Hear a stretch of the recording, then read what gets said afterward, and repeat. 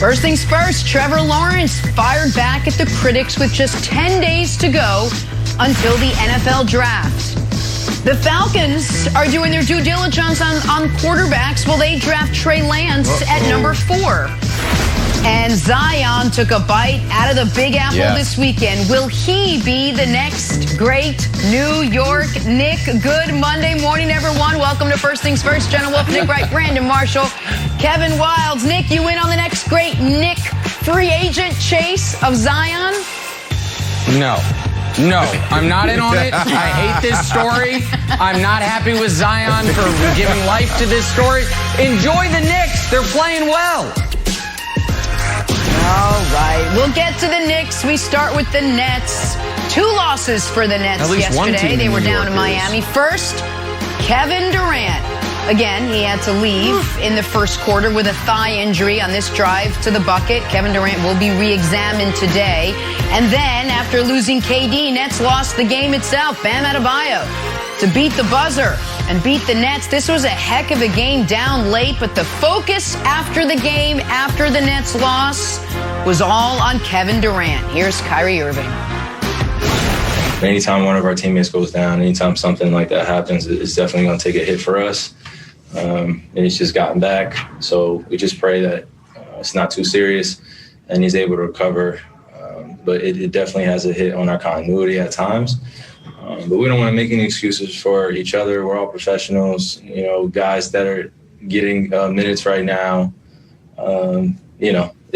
We need them. So it's gonna turn eventually, but we just gotta kind of find that continuity, that connectivity from the start of the game to the end. All right, so, Brandon, KD's missed 33 of 57 games. James Harden is out. Kyrie's been in and out of the lineup. Is it fair to be concerned about the Nets here? No, Jenna. I mean, this story isn't new. We're talking about 3 guys that only played 7 games together, 183 minutes, and they're still sitting right there underneath the 76ers. So if this story isn't new and they're winning at a high level, why should they be concerned? Right now, what they got to do is continue to embrace the next man up mentality. Now, when you get to the playoffs, obviously you want these guys to be together. You want everybody to be full tilt. You want everybody to be healthy. But the story of the story is they're not healthy. They're not playing together. Every team has their one thing, Nick, and their one thing right now is they can't all be healthy or get healthy at the same time. So they have to continue to embrace next man up mentality, and they'll see where they're at in the playoffs, Nick. But I'm not concerned because they're winning at a high clip right now. Well, they had been winning at a high clip, but now they've lost 2 of 3, and the one that they did win was it what? Well, yeah, but Brandon, those 2 games are going to be why they're the 2 seed. Those 2 games are going to be why they're not the 1 seed. Why they start against the playoffs in Miami, and then they play Milwaukee as opposed to having Charlotte, and then the Atlanta or Boston potentially in the second round. So those 2 games are going to matter.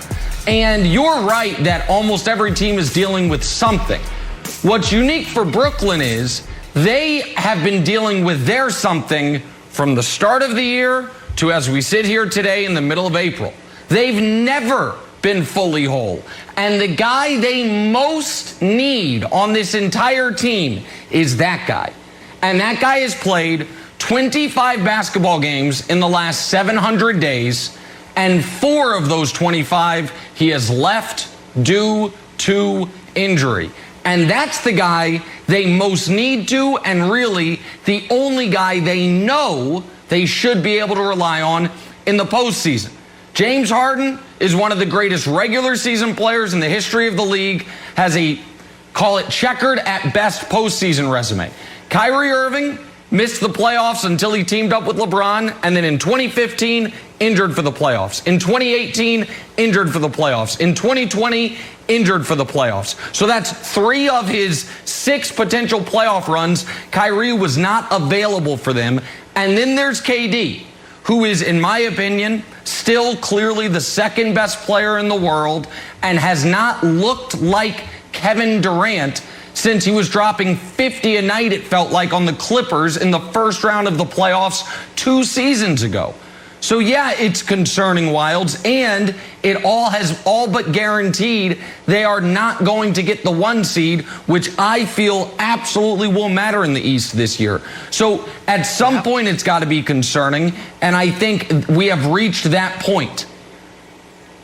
I totally agree with you. It's so concerning. I have decided to downgrade, Brandon, the Nets' big 3 to the Nets' big 2 with an asterisk, and it's fine. It's just like if you had an electric bike, right? If you start saying, like, that's a slow motorcycle, it's like, no. It's a fast bike. We got 1 star and something else. You just got 2 great players. So because I know they only played 7 games as the big 3, but they're 20-6 with the dynamic duo. What that duo is, I'm not sure. And to speak about the continuity, Nick, if they all do get healthy, which I still think they're a dynamic duo, but if they all get healthy, I am throwing the continuity stuff out the window for this reason. If just randomly, by some odd rule that Adam Silver decided to pass, and the Bucks were in on it and the Lakers were in on it, all of a sudden, at the beginning of the playoffs, Giannis is added to the Lakers roster. What? Giannis is on the Lakers now? Like, yup, Giannis is on the Lakers, and he's going to play. Would anyone on the planet say, what about continuity? Oh, they played 0 games that's together. That's not it, though. What about continuity? Wilds, that's the wrong comparison. Talent. What about that's continuity? The wrong comparison. Go ahead. But okay, that's the wrong comparison. The right comparison is if all of a sudden they said Giannis, Bradley Beal, and Zion, you're on a team together with role players. Because it's not adding 1 guy to a group that's been playing together all year. That's what Giannis to the Lakers would be. It's putting together a team that, how many games has the big 3 played with Blake? Oh, none. It actually hasn't, or 1 maybe. It hasn't happened. What about all of a sudden the emergence of Claxton as an important guy? Is DeAndre Jordan in or out of the lineup? Who knows on any given night? Like, these are all, we have LaMarcus Aldridge, then he retires, and all the best to him is dealing with his health. But they haven't played together. And Brandon, it feels to me like, and it's fine, but nothing will concern you. Because it hasn't been good. Well, what's happened since the Philly game hasn't been good.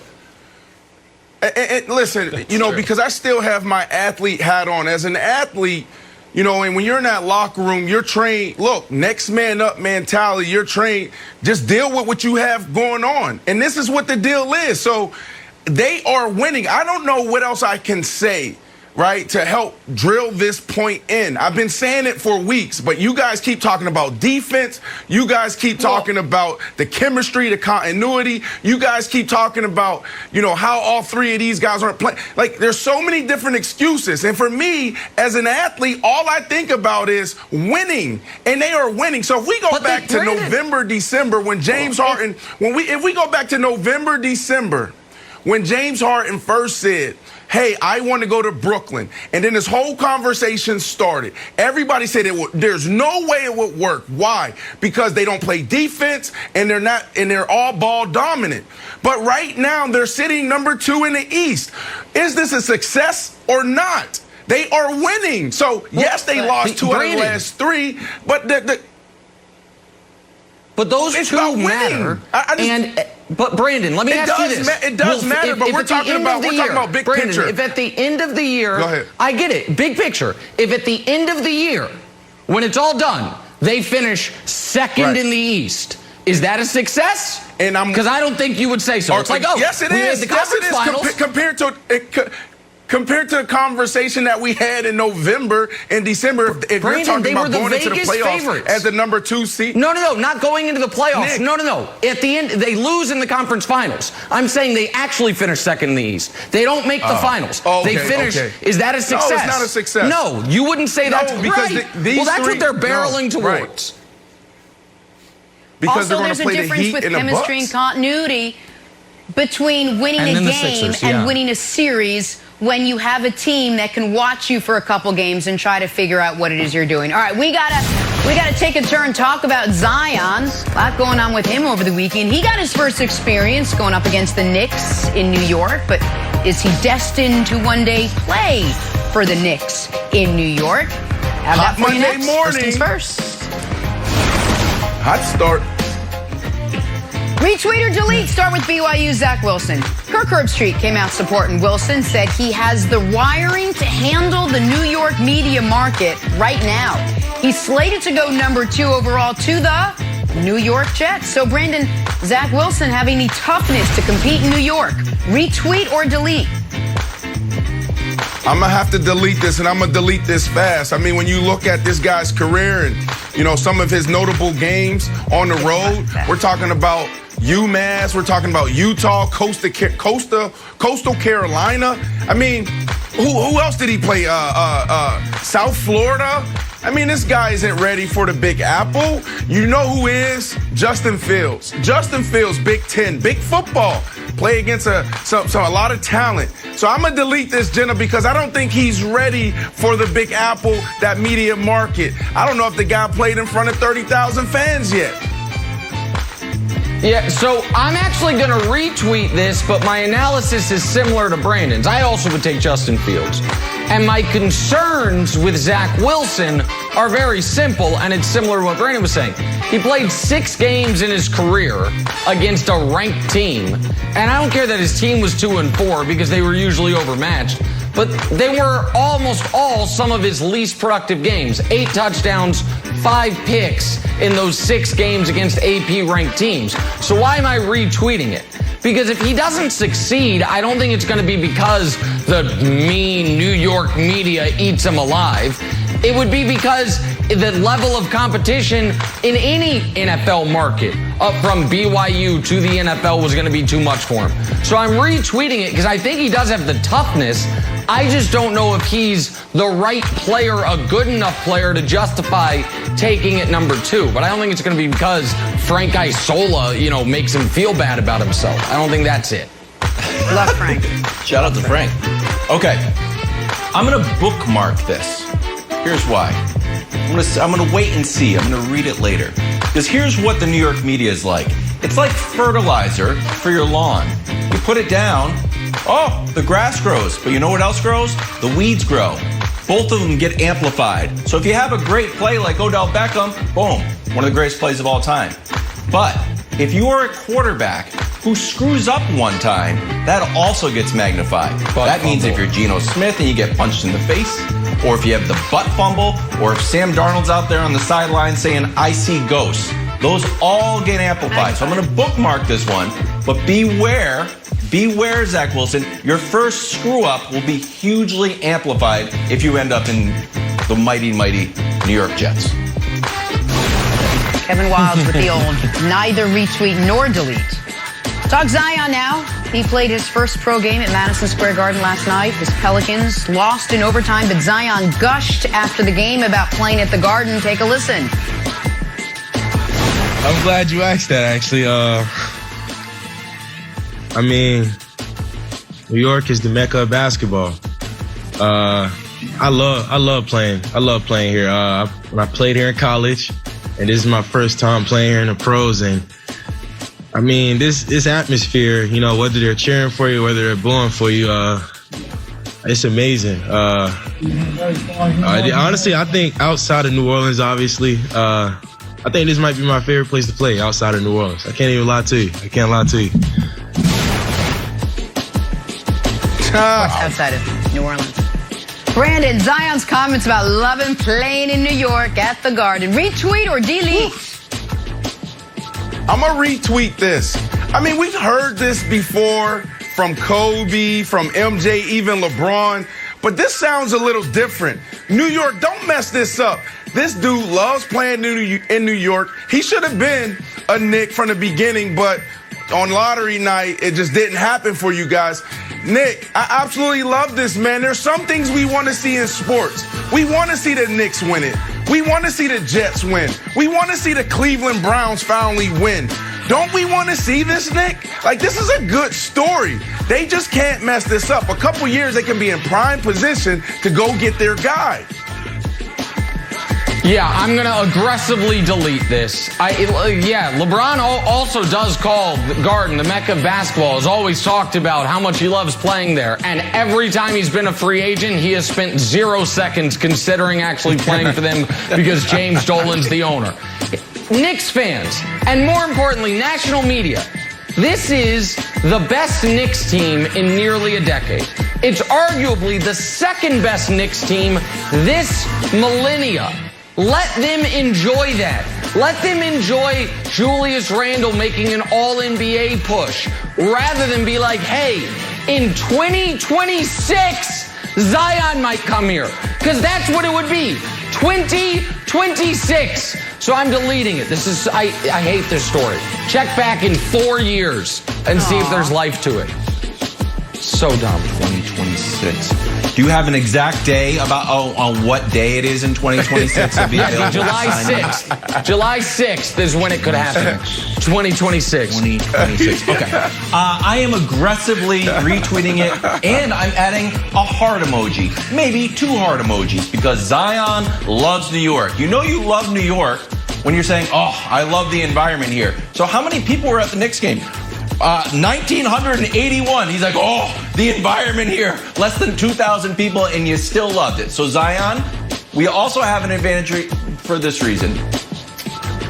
Mecca of basketball, Madison Square Garden, home of the fight of the century.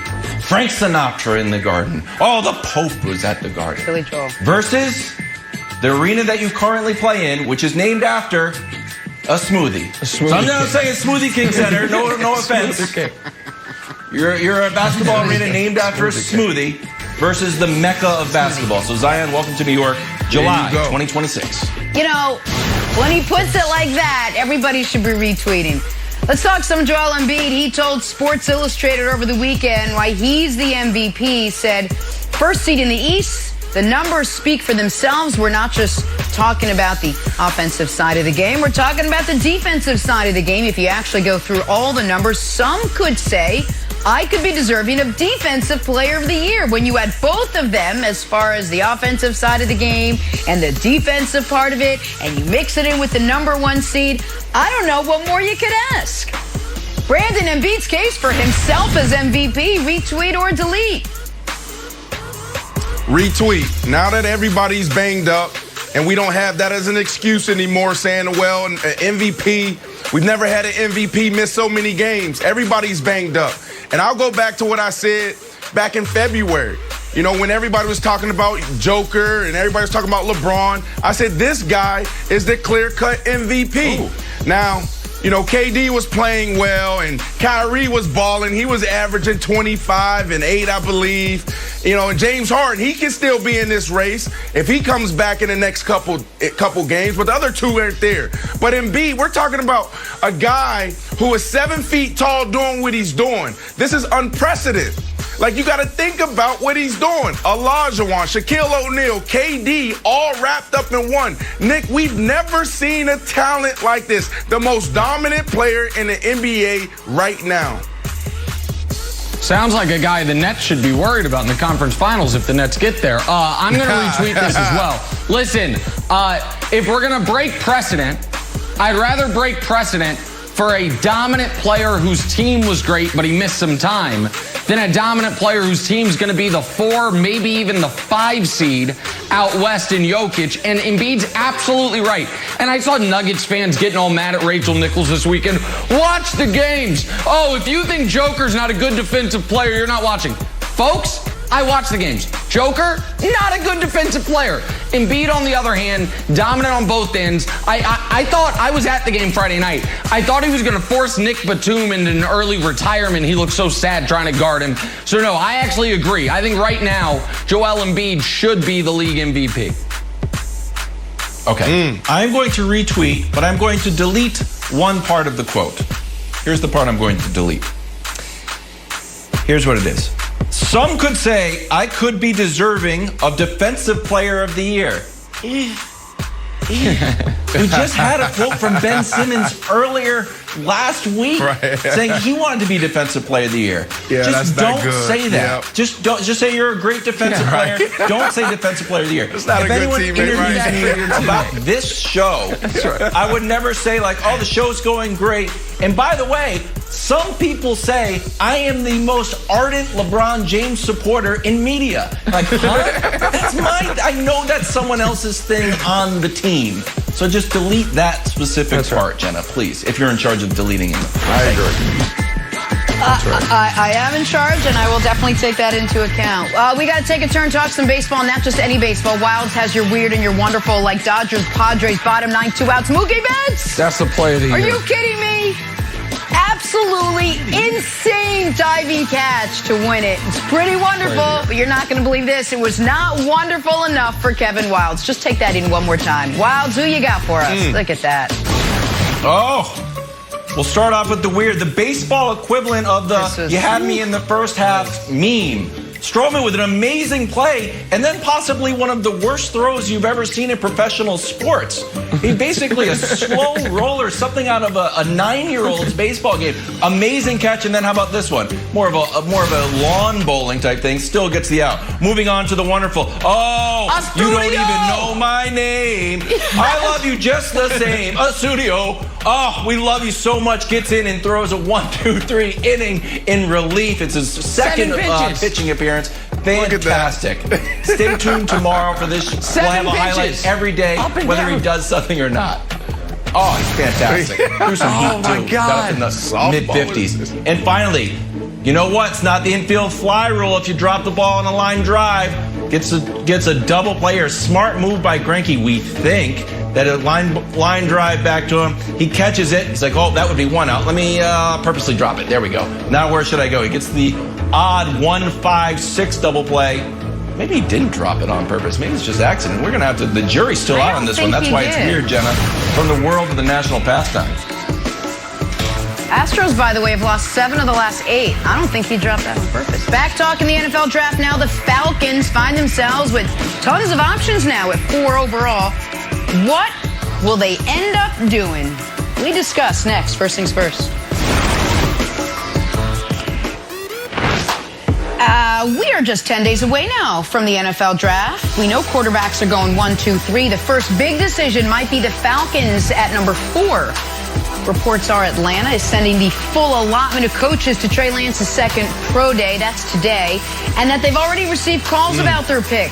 Fox Bet Sportsbook has tight end Kyle Pitts as the favorite to go to the Falcons at 4, followed by Fields and Lance. We got Greg Jennings with us this morning to help bring it all down, break it all down. Greg, good morning. What do you think is the better strategy for the Falcons at 4? Draft a quarterback, or do you continue to build around Matt Ryan? Well, I think you got to take a quarterback. When you look at the landscape of your division, you can't just allow the Tampa Bay Buccaneers to be where they at and obviously know what they've established. The Panthers, they just acquired Sam Darnold, so they're solidified at the quarterback position. Then you got the New Orleans Saints, and we know what they've always been, and their quarterback position is a little unsettled as of right now as far as the future. You have an opportunity, if you are the Atlanta Falcons, to not only build on what Matt Ryan has done, which is honestly, let's face it, it's not much. They got to the Super Bowl, and he's been an MVP. But outside of that, even last year, they haven't been able to sustain any type of success. So you, as a new head coach and Arthur Smith and a new general manager and Terry Fontenot, you have to not only go into this draft knowing that we can win now with Matt Ryan and Julio Jones, but we also can set up ourselves for the future if we take a quarterback. And when are they going to have another opportunity to pick like this? Well, the opportunity may come next year if they decide to continue going down this road that they've been going down. So I think you have to take a quarterback right here. And if and only if Kyle Pitts is just right there and you just love him and he is the best available player, that's obviously an option that you can go down to. Listen, I think Fox Sports Bet has it right. Kyle Pitts is the pick. Now, if Justin Fields slide, and some people believe Justin Fields will slide, I hate that conversation because my Jets at 2 need to take him. But if he slides, they will take him.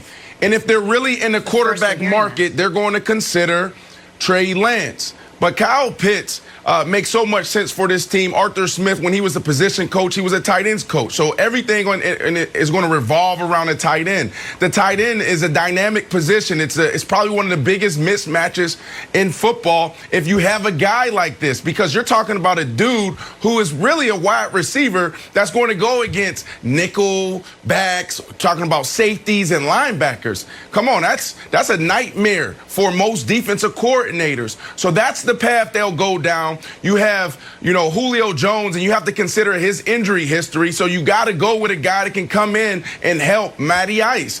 Dean Pease is somebody that need to come in and do the job, because I don't see this team coming in the first round, giving him what he needs on the defensive side. We know the defense have been the problem, but you got to come in and you have to just be a decent defense and let this offense work, Nick. So, listen, I think the Falcons are in maybe the most advantageous position of any team in this draft other than the Jags, sitting at 1. Because quarterbacks are going 1, 2, 3. So they're going to be sitting there saying, we can have our choice of Kyle Pitts, whichever of the 3 receivers we like the most, or the defensive player of all positions that we have number 1 on our board because none will have been taken, or to trade out of the pick. Those are all options for them. I can tell you what is not an option for them, and that's drafting a quarterback. Whether they should or shouldn't is a different discussion. I can guarantee you the Falcons are not taking a quarterback at 4 because they tipped their hand 1 month ago.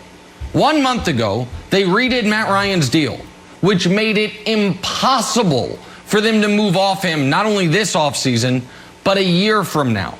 This year, it would be $70 million of dead money. That's an incomprehensible figure. But because they redid his deal, Wilds, next year, after this offseason, it would be $40 million of dead money. So he is going to be on this team, lock it in for the next 2 seasons. So you're not drafting a quarterback at 4 that can't get on the field for at least 3 years. So I don't know who they're going to pick. I agree, I think, with what everyone says about Pitts. If they stay there, it's probably Pitts. But I know they are not taking a quarterback because on March 16th, they told the entire world they weren't taking a quarterback when they tied themselves to Matt Ryan for longer than they previously had to. Okay, but here's the thing, and I'll ask you, Greg. You could fall in love with Trey Lance, and you know that you have Matt Ryan's contract set up as it is. Trey Lance is 20 years old, Greg. He completed 15 passes this year. We know he only started a handful of games ever, even going back to high school. He is so raw and needs so long to grow. And I think now we have sort of the trend of first-round draft picks playing right away. That wasn't always the trend. I could see the Falcons saying, you know what? We love this guy so much. He's a diamond in the rough up here in North Dakota. We're sitting in the 4th pick, and I can see our future post-Matt Ryan. Do you see them being willing to spend the pick with the idea of sort of stashing Trey Lance and giving him the reps that he needs and have him come out in 3 years? I do. I really do. And I love Nick. I love the resident GM, as Brandon likes to refer to him as. I love what you're saying, Nick, and it has so much validity. However, when you look at Trey Lance, what you're saying, Wilds, is exactly why I feel like they're going to try to acquire this quarterback. And if it is Trey Lance, which I believe that's the only quarterback that will be remaining, they should take that, because you know what you have in Matt Ryan. And anytime a head coach and a general manager takes over a team, it's either a complete rebuild or you feel like we can still do some great things right now, as well as plan for the future. And so there's no other quarterback that is available that will be able to sit like you're talking about, Wilds, and mature and develop, even with what they may have possibly done as far as tipping their hat. I think that their focus is going to be primarily on defense. You grab your center, you grab a future quarterback, and then you allow Matt Ryan and Julio Jones and Calvin Ridley and all those other pieces to kind of help you gradually sustain and build what your future is going to look like. Yeah, again, Greg, man, Kyle Pitts is the answer. We know they have all those question marks on defense, but, man, Matt Ryan, we're talking about a quarterback. If he was on the market right now, we're talking about a lot of teams will come after him. Let's not get that twisted. Yep. It's hard to find a quarterback like Matty Ice.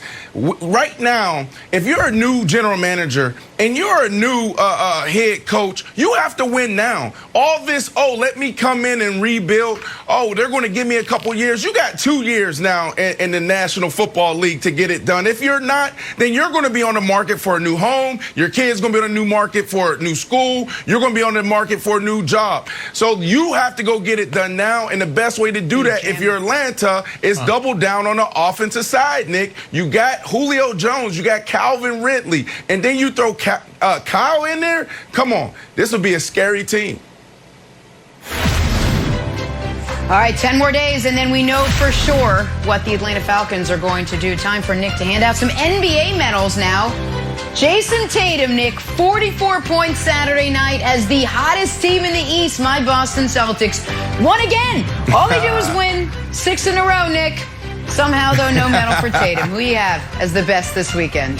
Yeah, listen, Tatum, most weekends would have earned a medal. He was brilliant. Unfortunately, this was an impossible weekend for medals. Bronze medalist, Julius Randle. He plays for the actual hottest team in the East, the New York Knicks. Winners of 6 in a row, 44-10-7 on Friday. Damn near got a medal for his performance yesterday, 33-5-10-5. Bronze medal for Julius Randle. Silver medal, Joel Embiid. I was there watching him give this work to the Clippers all night. 36-9-14. No Tobias Harris, no Dwight Howard, no Seth Curry, no problem. Look at Batum. Batum wanted to cry right there. Honest to God, I thought he was going to retire. Gold medal. First gold medal in a loss.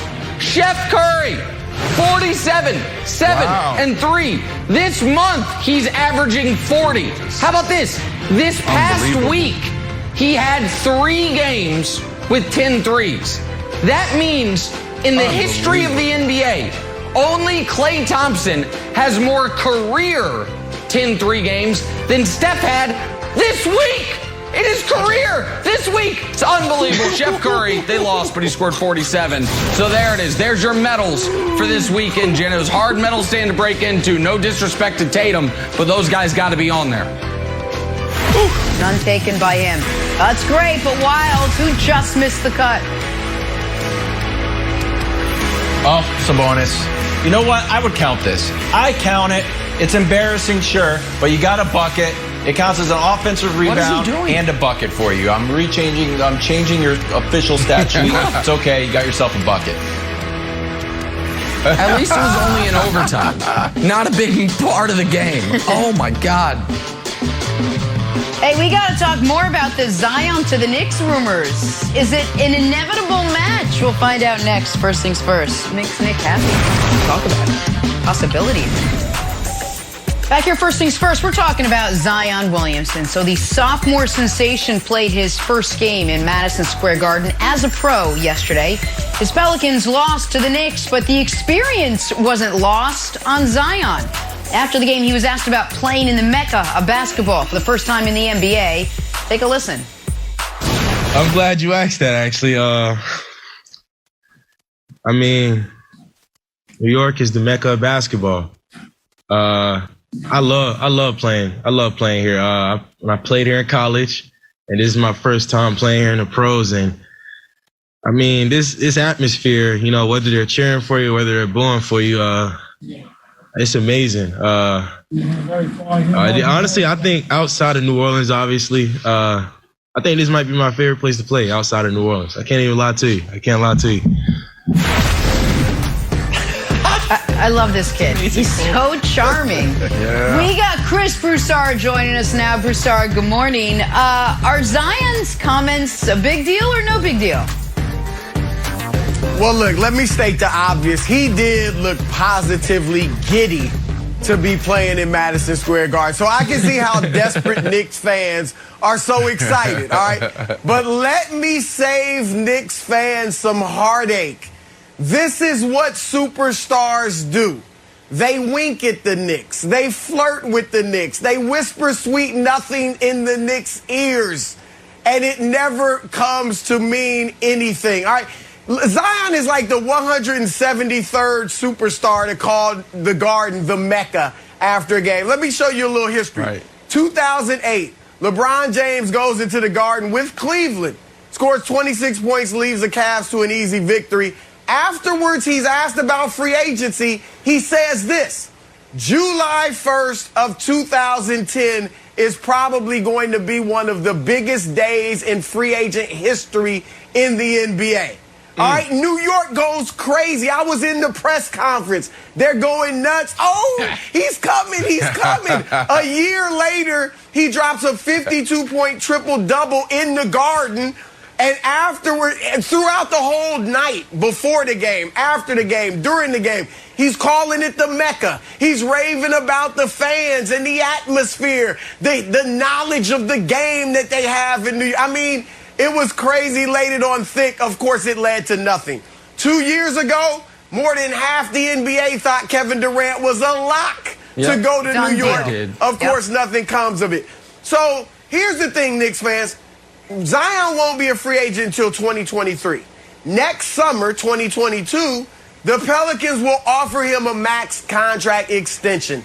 If he doesn't sign it, he'll be like the first superstar or star even in recent memory to not sign, the first star ever to not sign with a rookie deal extension with the team that drafted him. Now, if he doesn't sign that for whatever reason, I can't imagine he won't, but if he doesn't, then Knicks fans can get a little bit of hope. But remember, 3/4 of the NBA will be going after Zion if he doesn't sign that extension, and a lot of them will have more to offer in a trade, and a lot of them are in a better situation than the Knicks. So slow your roll.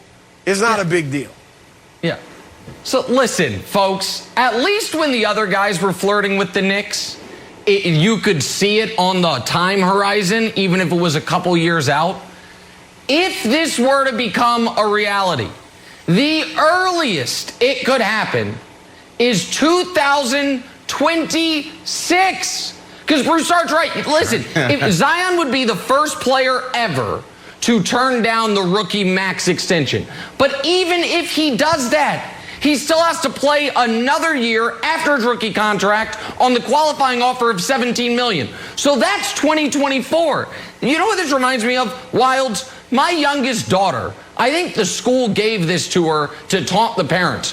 Walks around the house in a T-shirt she got from the school. It says class of 2031. I'm like, sweet Christ, that's a long time, man.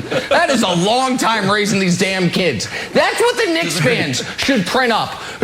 Zion 2026. 2026 is the earliest this could happen. And what that would mean is he signs the max extension and then it forces his way out with a year left on the deal. That's the way, and then they have to trade him to him. You're saying no, it's not, Wilds. Tell me how it's not.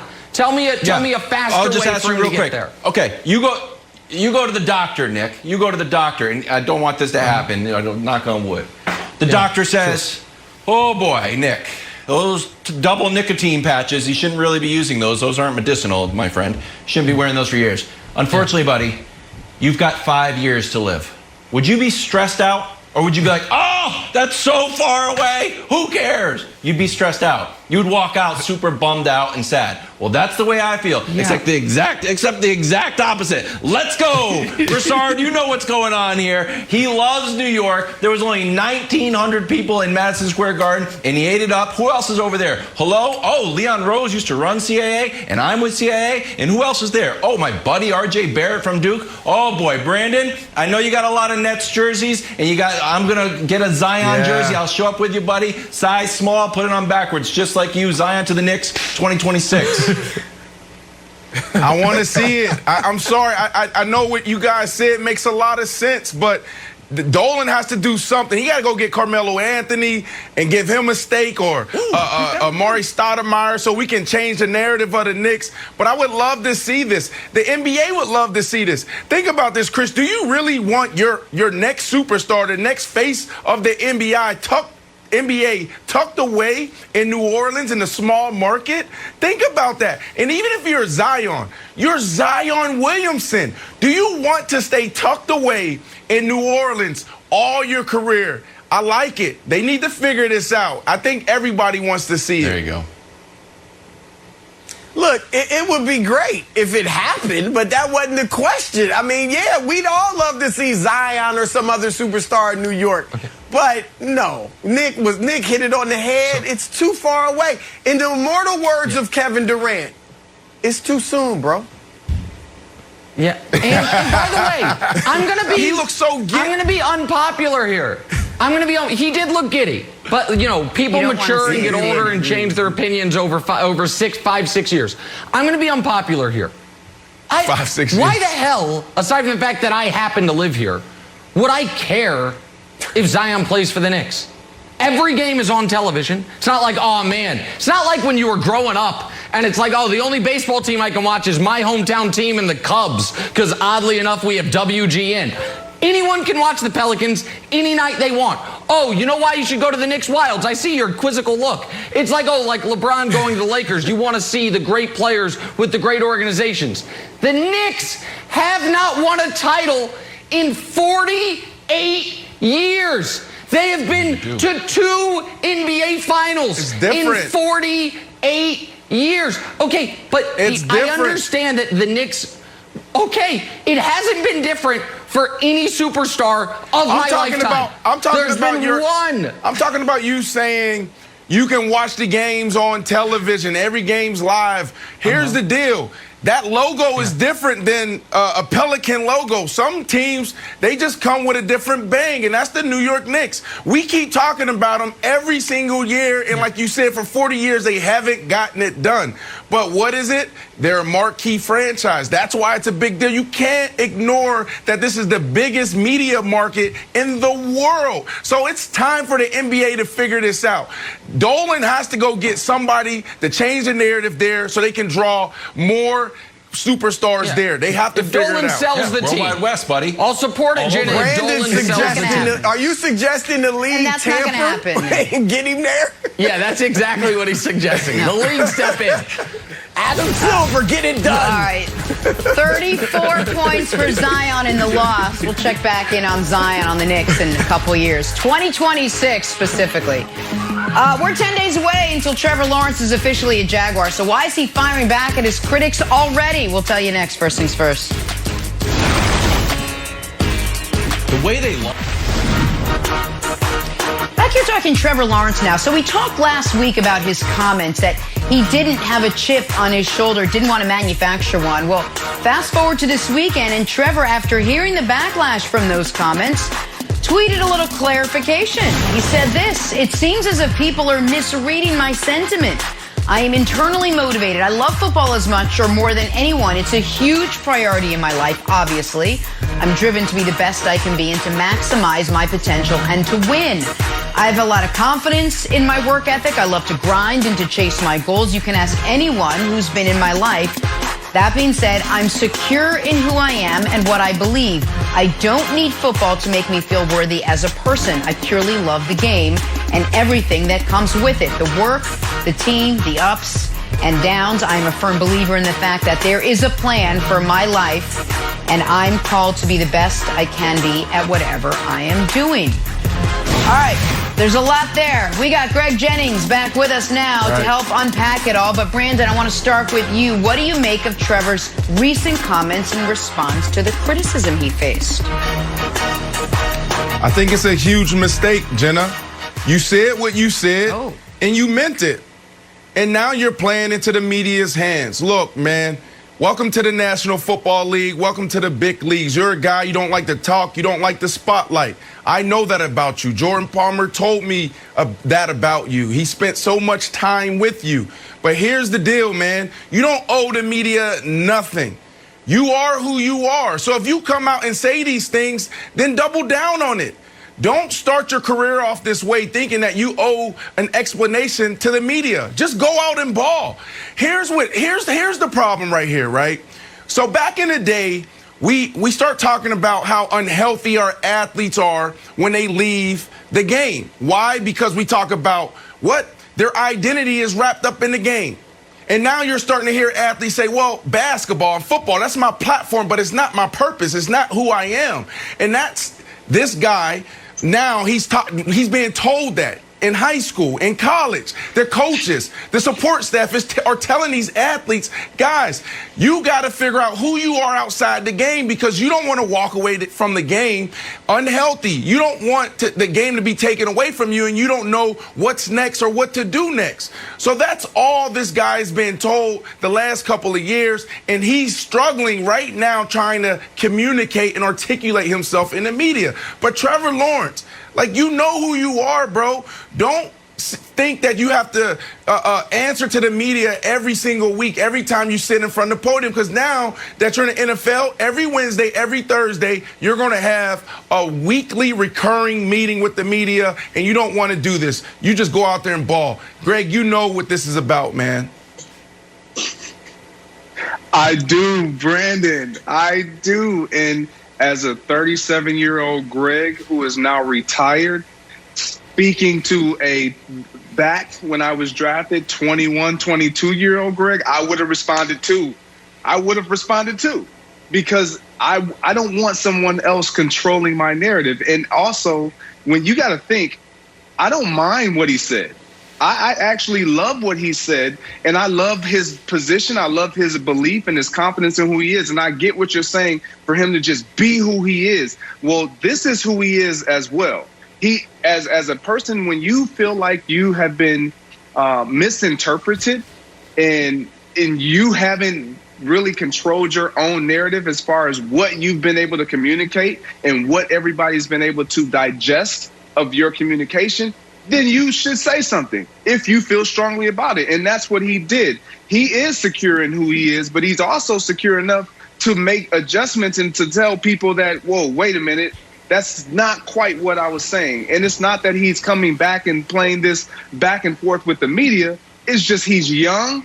He is mature, but there's a level of immaturity that he is going to have to develop the maturity, and that's the media. And the NFL media as a quarterback is going to be all over him, and they're going to depict and pry and analyze every single thing that he does until they find a flaw.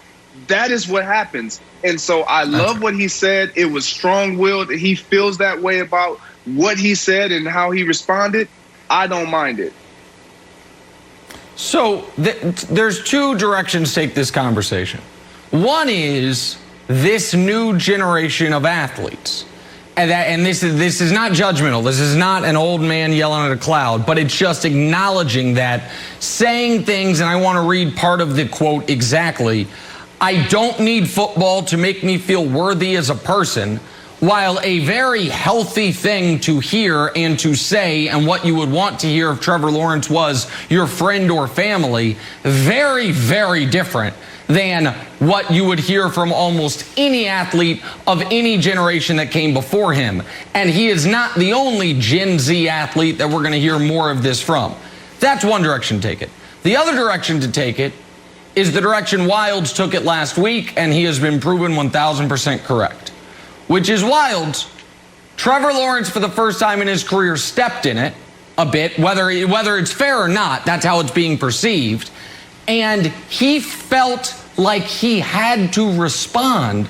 And the most interesting part of that to me, Wildes, is this.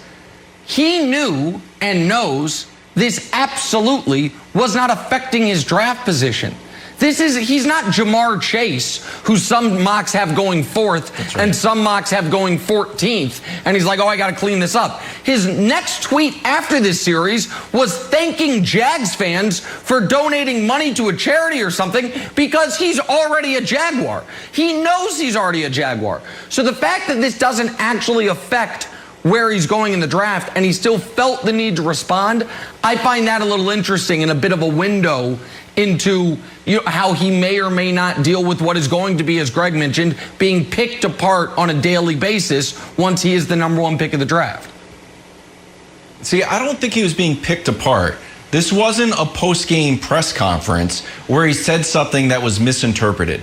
Him and his team made a strategic public relations mistake. That's what it is, Brandon. He decided to do the Sports Illustrated column or article. He's on the cover of Sports Illustrated, and his pose is him in a high chair, not a high chair like a kid, just a chair, and he's leaning back and he's got a football. And the quote and the little caption is, "What is the best quarterback prospect in years out to prove? Absolutely nothing." This was a decision. You did the photo shoot leaning back. There's a million ways that you can craft your image when you're coming out of college and going to the pros. You could have your eye black on and because now he's backtracking from it.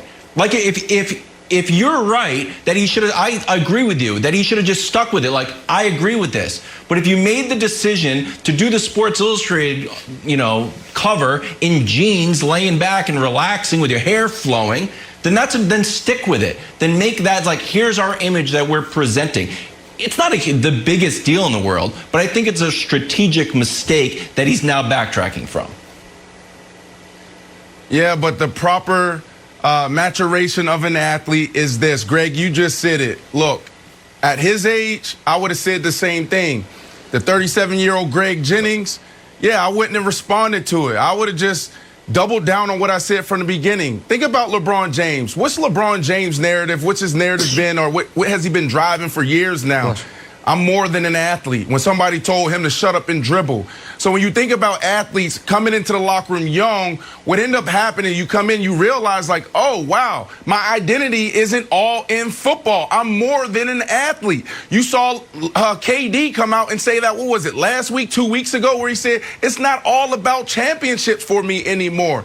It's just a level of maturity where you know that there's more to life. As an athlete, Nick, you said it last week. That's what we do. We put our athletes in a box and we say, look, all you do is dribble. All you do is this. And we want to see our athletes go to and from the gym, to and from the facility and games, and that's it. When we see them outside the box, it's deviant. It doesn't feel right. It's a little awkward. I remember the Chicago Bears telling me, well, Brandon, if you're going to do Showtime, we're going to let you go. I said, what do you mean it's my off day? Well, no, we want our football players to just focus on football. Well, even on my off day or bye week, yes, absolutely. That's what Pace told me. I wouldn't be sitting here today on First Things First if I'd have followed that narrative, if I'd have followed Ryan Pace in Chicago. I said, well, you might as well trade me now. That's how I got to the Jets, because they try to put our athletes in boxes. But guess what happened when I got to the Jets, Greg? I had my best year ever, and I was still doing Showtime every Tuesday. On my off day, I was doing more media. I had a radio show, and I went to the Pro Bowl. I was all pro. So this whole thing that athletes can't do more is ridiculous. Oh, you're exactly right. He can definitely do more. For me, when I watch a young man like this and he say what he truly feels and believe, and Wiles, you talked about the article and the cover of the Sports Illustrated. That's how he feels. That's his belief. And yes, Brandon, you're right. Maybe he should have doubled down. But when you are a young athlete and you feel heat in one direction more than the other, and that direction was all talking about him not really being bought in football, and is he really invested? Right. And he doesn't have a chip like Tom and Aaron and all these other guys. His situation is completely different than any of these guys that we even try to compare him to. Right. He's always been out front. He's always been in the forefront and successful at that matter. And so for me, it is a mistake because he does lean into what we all lean into. But it's a mistake that, like you just alluded to, Brandon, it's a maturation curve. So even though it's a mistake, it's a much needed, because I guarantee you this won't be the trend that we see with Trevor Lawrence, him trying to reverse and back up. And I don't think he's backing up. I think he's truly still expressing his sentiments of, look, I'm not going to just say what you guys want me to say. I am more than an athlete. Football does not define who I am. It will never define who I am. It's just a part of who I am. And yes, I can still love it and work my butt off to be the best I possibly can be, even though I don't feel the same way as some other guys. Still just a small taste of what he is probably going to get. Maybe not on the daily, but once he gets to the NFL. Greg Jennings, thank you so much, as always. Great stuff there. We're back talking Brandon's New York Jets. Zach Wilson seems locked in it too, but are the guys convinced he is the best choice? Toss that around next. First things first. Don't miss the return of former heavyweight champion Andy Ruiz. It all goes down Saturday. Now, this is a real May deal. 1st. Live on pay-per-view. I love Ruiz. Andy. Brandon Good Jake stuff. Paul on the undercard. Get to watch him. Time now for Stories to Start Your Morning, sponsored by Ram Trucks, built to serve. We are talking Trevor Lawrence now. Wow. Guys, we talked last week about Trevor's comments that he didn't have a chip on his shoulder, didn't want to manufacture one. Well, fast forward to this weekend, and Trevor, after hearing the backlash from those comments, tweeted a little clarification. He said, "It seems as if people are misreading my sentiment. I am internally motivated. I love football as much or more than anyone, and it's a huge priority in my life. Obviously, I am driven to be the best I can be and to maximize my potential and to win. I have a lot of confidence in my work ethic. I love to grind and to chase my goals. You can ask anyone who's been in my life. That being said, I am secure in who I am and what I believe. I don't need football to make me feel worthy as a person. I purely love the game and everything that comes with it. The work, the team, the ups and downs. I'm a firm believer in the fact that there is a plan for my life, and I'm called to be the best I can be at whatever I am doing." All right, Brandon Marshall, let's start with you. What do you make of Trevor Lawrence's comments? Boss, you said what you said and you meant it. You don't owe the media no explanation, man.